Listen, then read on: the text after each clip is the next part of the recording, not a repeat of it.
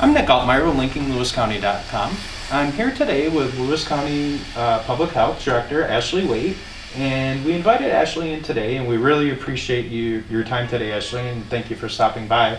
But the point of our discussion today was to kind of walk people through the daily data reports that they see every day. So I think there's was there like nine categories that are reported out every day. So we just want to walk people through what they're seeing, what each category means, and kind of give them a better understanding of the data that they're receiving every day. So I guess we can start with testing. So basically we're talking about the daily testing report for COVID-19. So when you're reporting your daily cases, your daily confirmed cases, you guys are reporting these as a running total every day. So you're adding to the total. Correct. We're kind of taking it and breaking it out on our daily updates. So we'll say, X amount of new cases were happening today, which we just subtract today's number from yesterday's number and get the new number of active cases for today. So can you kind of tell us where the test results come from, what kind of places that you guys get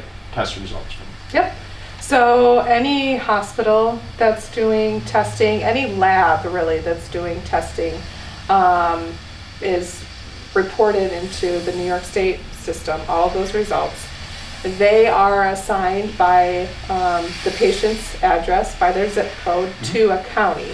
So all Lewis County residents are reported to Lewis County Health Department. Okay. So any test that's done by a certified lab is reported to us. Okay. And that is the number that's reflected there. Okay. So if you're going to Watertown, you happen to be in Watertown and stop to get a COVID test, and you live in Lowville, that data is getting reported back to you guys. Yep. Okay. Yep. I think you said even out-of-state stuff, that might lag behind a little bit with the results, Right. But everything is reported by the county of zip code. Yes. Okay. Yep. Some people have wondered, home tests are becoming more prevalent these days. You can find them at pharmacies and things like that. Yep. So some people have gotten into taking home tests. Yep. Are home tests included in testing results? So the home tests are not. If you perform the test in your home, it's not reported to us unless you were to call us and tell us that you had, a positive home test. Okay. In which case that would be reflected in our numbers. But, anybody who's just doing it at home for their own, Right. well-being, that's not going to be recorded in our numbers. And they are becoming more positive. More popular. We are receiving more calls with people that have done the home test, and you can find them at any pharmacy right now. Okay. And I think it might even be recommended with the home test or antigen test, not the PCR test. Correct. And I think it might be recommended that if you do get a positive on the antigen test, that it's still recommended maybe to go and get the PCR test as a follow-up result. Right. The PCR test is certainly the gold standard of tests. It's the most sensitive. It's the best test. We do understand that, from a convenience point of view or access to testing, that home testing may be, a better option for some families. So we are taking those results when people call us, but we do still recommend that they go get a test by a certified lab. Okay. And it's any lab test you guys are getting the results for? Yes. Okay. And what kind of people are you seeing getting tested? Is it just people that are getting sick? Is it people that need testing for work? Is it a combination? There's certainly a combination. There's the worried well that just want to go get tested to see if they're positive. Those that have been exposed or think they've been exposed frequently will go. Maybe don't have symptoms but want to make sure that they're negative. There are some large employers that are having their unvaccinated employees test weekly.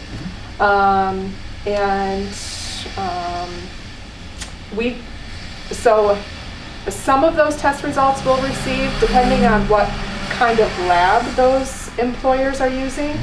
Some we may not. If they're using a lab that's doing pooled testing, those results aren't necessarily reported to us. If there's somebody that's positive in the pool, that's definitely reported to us, and they'll test everybody individually within that pool. Right. And all of those negative test results would be reported to us. But if the entire pool of employees is negative, we do not receive those negative test results. Okay. And we still do have the testing site here in Lewis County at Maple Ridge Center, and Yep. that's open Monday, Wednesday, and Fridays from 12 to 1. noon to 1? Yes. Okay. Okay, so that kind of takes us through the testing categories. When we're talking about active cases, those are individuals that are under isolation. Yep. That's the number of active cases that we have in the county Yes. at the time. Quarantine, people that may have been exposed to somebody with an active case but aren't necessarily testing positive yet. Correct. And recoveries. So just to explain a little bit more on those three categories, what triggers an individual to be placed under active isolation? Is that just a positive test? Yep, a positive test, and somebody's on isolation for 10 days. Okay. And then that's considered the time that they're contagious. Mm-hmm. And then they're recovered after the 10 days. So they're released, not considered contagious anymore, and free to be, out and about with the public. Okay. So recovery, when you guys are reporting recoveries and we're calling them recovered, basically it just means they're not contagious anymore. Correct. It might not necessarily mean that, they might not have some long-term effects from having the virus Correct. or something like that. Correct. They're just not contagious anymore, so they're taken out of the active case count for the time. Our role with this is to prevent the transmission. So we're worried about the contagious period. So yes, that's exactly what it means. Okay. And then as far as the quarantine category, what triggers somebody to be placed under quarantine at this time? So that has changed a little bit from the beginning. Yep, if they've been within 6 feet for more than 15 minutes of a positive case during their infectious period, which if the positive case is symptomatic, their infectious period starts 2 days before their symptoms started. Mm-hmm. If they are non-symptomatic and they just received a positive test result, it starts 2 days prior to the positive test. Okay. So anybody that's been in close contact with them would then be placed on quarantine if they're unvaccinated. So quarantine is only for unvaccinated people? Correct. Okay. We do still call anybody that's been in contact with a positive case. We notify them if they're vaccinated. We let them know that we encourage testing on day 3 to 5, and to monitor for symptoms. Be alert. But they can still, go about their business. Anybody that's not vaccinated, we do issue quarantine orders, and those are the individuals that you see in our numbers. Okay. Hospitalizations, I think, is one of the last categories that we have to cover here. Hospitalizations, you're tracking you're reporting as active number of hospitalizations.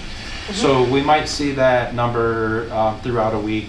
I think last week it was hanging, 16, 17, 16, mm-hmm. that, in that area.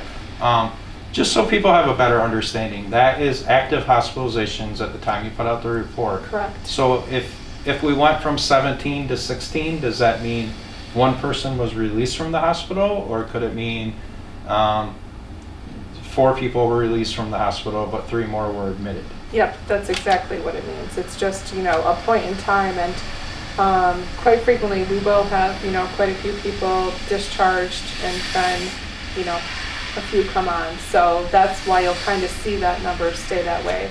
Not necessarily that it's the same 16 people staying in the hospital the entire time. Okay. Yep. So most of November, we were seeing that 16, 17 mm-hmm. number throughout a good portion of the month. And I think you told me that for the month as a total, you had 47 total people were hospitalized. Yes. So if you're looking at the daily report every day, you're thinking that probably about 17 people have been hospitalized. Right. So just so people have a better understanding when they're seeing that data every day, that's just the active hospitalizations Correct. At that time. So, correct. Okay. Yep. And when you guys are putting out the data, is there like a cutoff time every day, or is it always a 24-hour period, or does that vary all the day? Generally, the end of the day is our cutoff period, but sometimes the end of the day will vary, a couple of hours. Right. But generally, we try to get the data out prior to the evening news, so. Okay. Yes. Perfect. Okay. And then the other two categories that are kind of self-explanatory, the negative test results just means the number of tests that weren't positive, and that's what's falling into the negative test result category? Correct, yes. Okay. And then the number of deaths is reported daily as a running total. So Yep. when we see that total change, we might pull out and add that there was an additional death Yes. reported today Yep. or something like that. So Yep. okay. So hopefully this gives people a little bit better understanding of what they're seeing when they. I know. There's so much data out there, and we're seeing the data every day, and some of the parameters have changed a little bit since the start of the pandemic, as far as like the recovery time and things like that. Yep. So just hopefully this gives people a better understanding of where things are at with the data that they're seeing every day. So once again, I think as of Friday, our active case count was at 162. So just as we leave here, do you have any, what's the best tool in our arsenal still for fighting against COVID-19? So I would encourage everybody to get vaccinated if they haven't gotten vaccinated yet. If they have been vaccinated, it's been more than 6 months for Moderna and Pfizer. Get their booster vaccine. More than 2 months for the J&J. Get their J&J booster. Wash your hands. Stay home when you're sick. COVID is not the only virus that we have to worry about. It's flu season is ramping up, and I know this is a time for people to gather. The holidays are important and special to us, and last year was a time where we really couldn't gather. So I just encourage people to do so safely. If you're sick, stay home. Right. And just try and do it as safely as possible. So you guys do have a number of vaccination clinics coming up, and you can access that information on the Lewis County Public Health website, Yep. lewiscounty.org, and then I think when you go on there, there's a big thing right on the top Yep, where you can to click register. on to register. We also include those in our daily our daily COVID update as well. So those are coming up, I think, toward the end of the week, maybe into next week. You have them scheduled through the end of the year. Yes. With obviously no vaccinations during Christmas or New Year's. So. Right. Okay. Yes. So. As of right now. Okay. So booster shots are important. So for the people that are falling into that 6-month period of already being vaccinated, it is important to get the booster shot.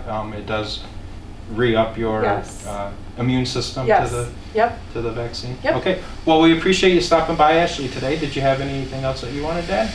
No, I think I covered it all. All right. Well, thanks for coming by. Thank you. Yep.